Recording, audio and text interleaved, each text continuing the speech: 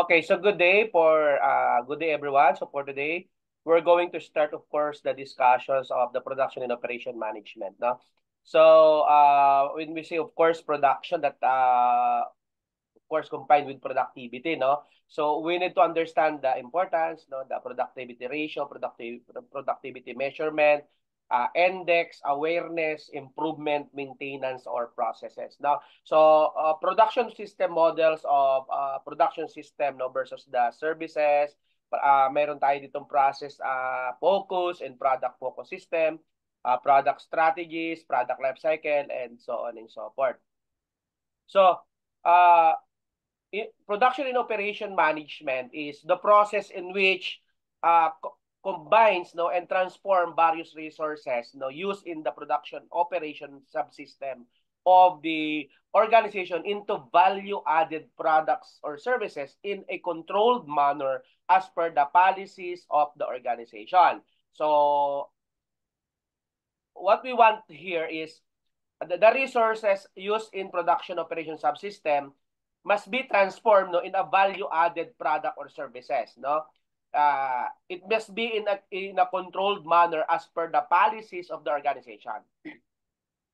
Production and operation function must be range of inputs into the required output. No, so when we say required output, it must be a product, a service, having the requisite quality level. No, hindi pwedeng basta lang okay, natapos ko to, that's it. Hindi ganon. It must be requisite no quality level because the set of interrelated management activities which are involved in manufacturing certain products is called production management, and for service management, then corresponding set of management activities is called as an operation management. No?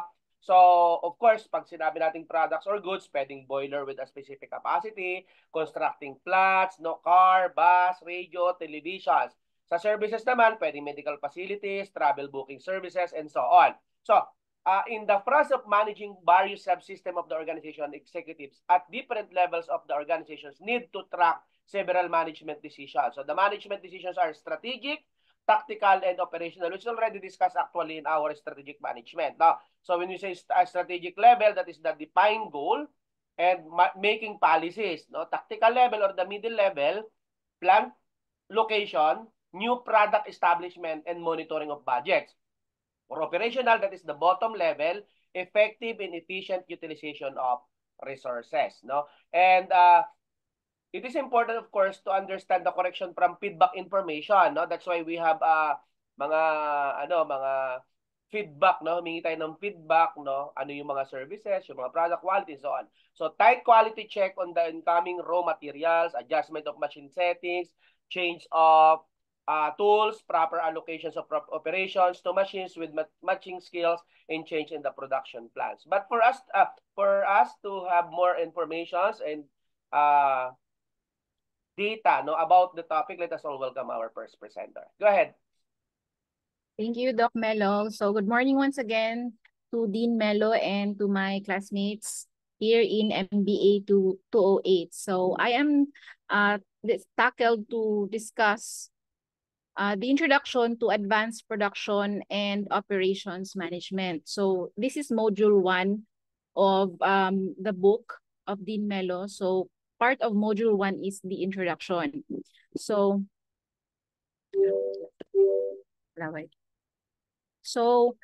during the course of our discussion, we are able to define what is production and operations management. So we are also going to know what is production system and the classifications of production system. So we can also define and analyze what is production management, operations management, materials management, and maintenance management. So before we go to the discussion proper, quick brief discussion on the historical evolution of production and operations management. So there was a time na dun pa tayo sa craft production era wherein Stone Age pa siya ba. So every product is made or handcrafted by people. So after the craft production era, we went to the Industrial Revolution era. So it was about in the 18th or 19th century. So during the Industrial Revolution era, so nagkaroon na tayo ng mga factories, no, so from crafting individual products, nagkaroon na ng mga factories. So I also remember back in college, we also discussed the post-World War II era. So after ng World War II, nag-rebuild ang nation. So that paved the way to total quality management. So yung total quality management naman na era, it involves the continuous improvement of so that we can have customer satisfaction.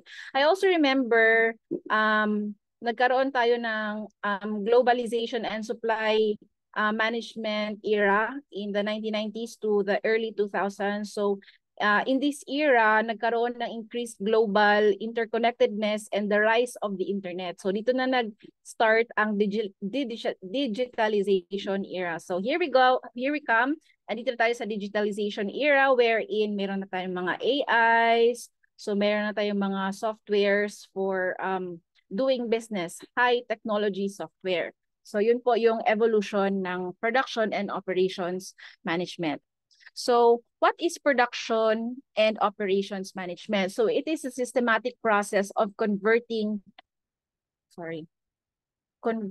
and combining different resources like land, the labor, the capital, and we also must include the entrepreneurial skills of the people within an organization, production, or operation subsystem to create products or services that have increased value. So as discussed earlier by Dean Melo, itong POM or Production and Operations Management, it is highly focused on creating value to the customers. So when we say production system, we have to first discuss what is the meaning of production. So production is a process that adds value, transforming inputs into outputs or the finished products or services. So now we can define what is production system. So it refers to the process of combining and transforming the resources inside a specific system to create value. So yung mga key or salient features niya is meron siyang structured endeavor. The system converts the diverse inputs into valuable outputs. It is highly dependent on the organizational structure, and feedback is very important for monitoring and enhancing effectiveness.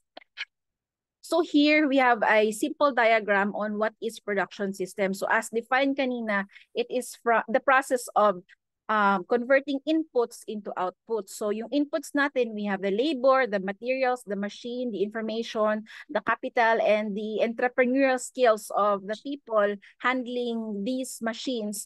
They go to the transformation process, which involves the product design, process planning, and so on and so forth. And then they are converted to outputs. So it may be tangible like the products or pwede din siyang intangible like the services. So all throughout the process, from input to process to output, continuously nagbibigay tayo ng quality and cost and inventory sa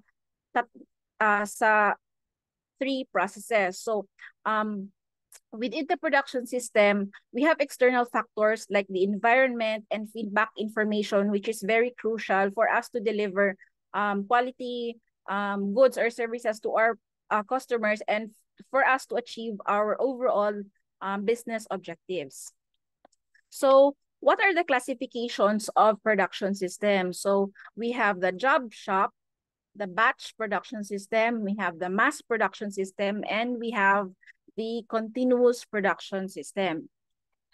So when we say job shop production system, it is a manufacturing process where products are produced in small batches or one at a time lang siya, typically in response to specific customer orders or requirements. So in a job shop, requirement po na highly skilled ang workers na gumagawa or ini-employ ng ganitong type of business. So in job shop production, the products are really unique. That's why the volume or the production or the output, eventual output of the business is low lang yung volume. So one example I can think of is yung as I have stated here, merong woodworking shop, jewelry manufacturer, and printing shops. But I can relate more on the jewelry manufacturer sa job production because as someone na medyo passionate about crafting or making my own, let's say, personalized jewelries, syempre, when I go to the jewelry shop, I make sure that the jewelry or the output they're going to give me is personal to me, or it really reflects who I am. So yun siya yung job production, no? So kailangan highly skilled ang mga workers, kailangan makuha nila yung gusto ko, and yung volume very low lang. So 'di ba, it's not possible that you can make exactly the same ring or jewelry from one customer to another. So yun siya, one at a time lang ang production and very low ang volume. So we also have batch production. So batch production is a manufacturing process where items are produced in small batches, each containing a specific quantity of products. So batch production involves setting up equipments and machineries for each batch, producing a limited quantity of items before receiving a new batch. So each batch may proceed to different routes or departments for personalization. So meron din siyang slight similarity with job order production, job shop production, in the sense na meron din siyang konting personalization but not so much compared to job shop production. So ang batch production may konting personalization lang siya.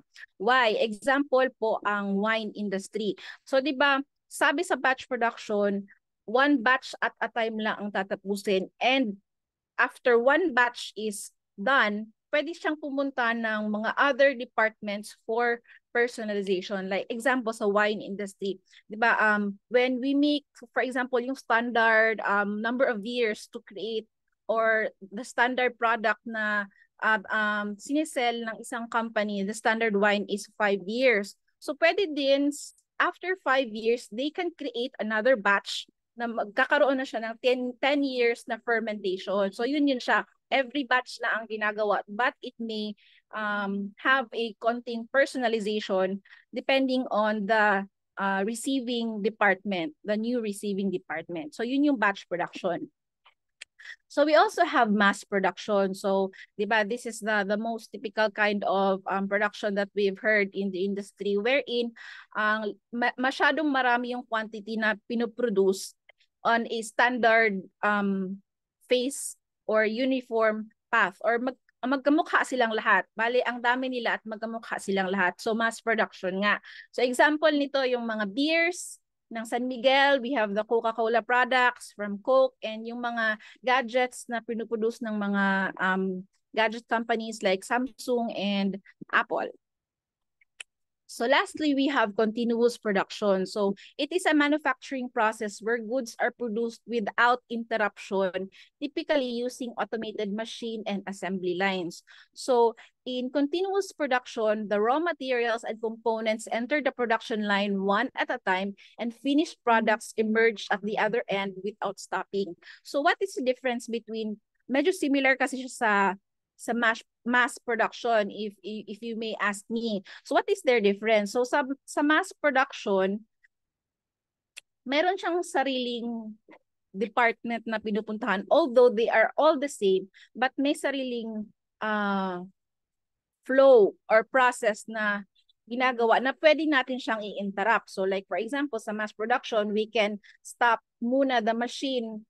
Let's say sa mga beer, no? So after nalagay na yung beer sa bottle, pwede mo nang i-stop ang machine before siya mag-proceed sa yung anong tawag sa cap, before putting the cap on the bottle. So sa continuous production, bawal mag-stop ang production. Kailangan continuous siya. Example, ang paggawa ng mga cement products ng Holcim, and example din yung mga food processing industry wherein kailangan matapos siya, talagang matapos ang process without interruption. So that's the 4 kinds of production systems.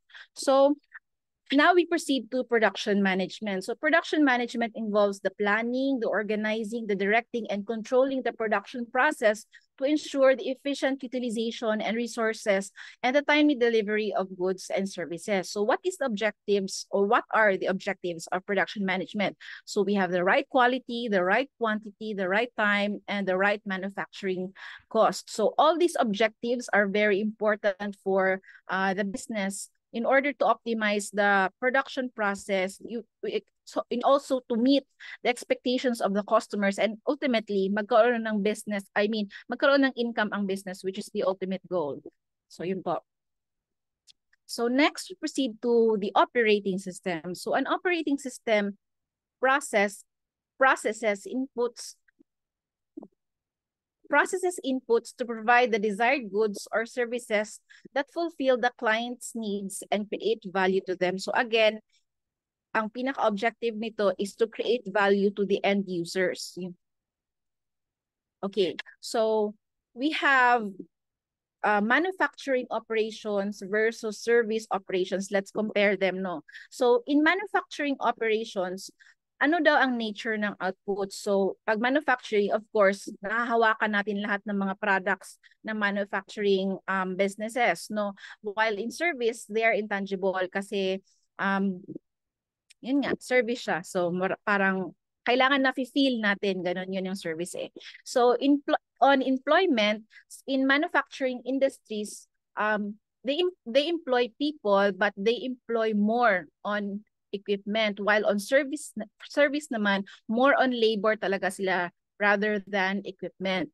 So in terms of interaction with the clients, of course, yung manufacturing, nasa loob ka lang ng planta or ng isang bodega, so limited lang yung interaction mo with the clients, while on the service, kailangan extensive talaga yung interaction mo with the clients, of course, para maengganyo mo sila to avail of your services. And lastly, sa mga performance assessment, on manufacturing, meron tayong mga production metrics, meron tayong mga quality control. So all these are parang nakikita mo in figures to assess the manufacturing business, while on the service, we have the customer satisfaction, mga customer satisfaction survey form, no? Yung after natin ina-avail ang isang service, usually nagbibigay sila ng mga service forms, customer satisfaction service forms. So yun, yung isa sa mga performance assessment. And of course, eventually, if maganda yung service mo to the clients, then revenue generation would be one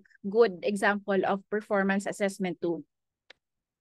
So another topic is operations management. So operations management involves overseeing the process of converting the inputs, like I've said earlier, the labor, materials, capital, and the entrepreneurial skills into outputs efficiently and effectively. So it encompasses a wide range of activities aimed at planning, organizing, coordinating, and controlling resources to achieve organizational goals. And I think this is the last slide, the materials, the second to the last slide. The materials management. So it involves the planning, procurement, the storage, and control of materials used in production to ensure the efficient and cost-effective operation. So examples ng materials management, we have the inventory management, inventory management. We also have procurement, the supplier management, and the logistics and transportation management. So all these four kinds or aspects of material management are equally important para magkaroon ng tamang management sa ating materials if we are in a manufacturing type of business. So lastly, we have the maintenance management. So maintenance management involves the planning, coordination, and supervision of activities related to upkeep, repair, and the maintenance of assets within the organization. So the primary goal ng maintenance management is to ensure that yung mga assets remain operational throughout the life cycle of the business without or with minimal downtime and maintenance costs. So we have the key aspects of maintenance management. We have predictive, preventive, and corrective maintenance. So back in college, we have already countered these words. So when we say predictive, it uses data to predict For example, in a manufacturing business, no, to predict malfunction. So, pwede tayong magkaroon ng mga software. So, from there, since na-predict natin, then we have to prevent it. So, in preventive maintenance, after predicting yung mga future malfunctions, then we are going to regularly inspect or repair our equipments before they malfunction. And in corrective maintenance naman, if like it did not go to preventive maintenance or predictive maintenance, then dito na siya mag-fall sa corrective maintenance. So repairs are done after failure or malfunction. So yun yung maintenance management. So that's the introduction for production and operations management. I hope you had a little gist on what are the subtopics that are going to be discussed by my co-reporters. Thank you, sir. Thank you, classmates. Okay, so thank you so much. No, again, production and operation management is a discipline with the field of management that focuses on efficiently overseeing the processes involved converting inputs into outputs. No, so it encompasses the planning, organizing, coordinating, and controlling of resources and activities within an organization to produce goods, no, and services effectively and efficiently. So production and operation management plays a pivotal role, no, in ensuring that business meet their production goals while maintaining quality standards, minimizing costs, no, and maximizing productivity. At its core, no, production actually operation management involves managing the transformation process, which converts raw materials, labor, and other resources into finished products or services. And this transformation process encompasses various activities, including sourcing materials, scheduling production, managing inventory, and delivering the final product to customers. Because effective product operation management involves optimizing each step or stage, of this process to achieve operational excellence and meet customers' demands in a timely manner.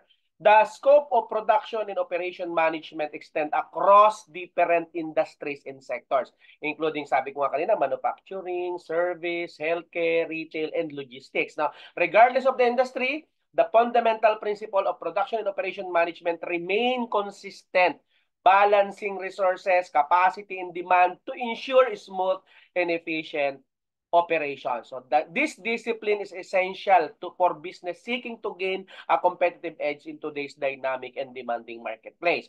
In recent years, advancement in technology and globalization has significantly impacted production and operation management practices. So the advent of digital technologies, merong robot or automation, AI, or data analytics has revolutionized how businesses manage their operations, enabling greater efficiency, flexibility, and agility. Moreover, the rise of global supply chains has increased the complexity of production and operation management, requiring an organization to navigate diverse markets, cultural differences, and regulatory environments.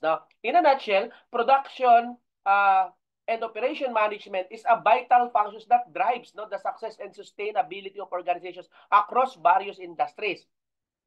Effectively managing resources, process, and technologies, production and operation management enables business to optimize their operations, meet customers' demands, and stay ahead of the competition. So as business continue to evolve and adapt to changing market dynamics, the role of production and operation management will remain indispensable in achieving operational excellence and delivering value to our target customers or clients. Okay? So I think that's it for topic number 1.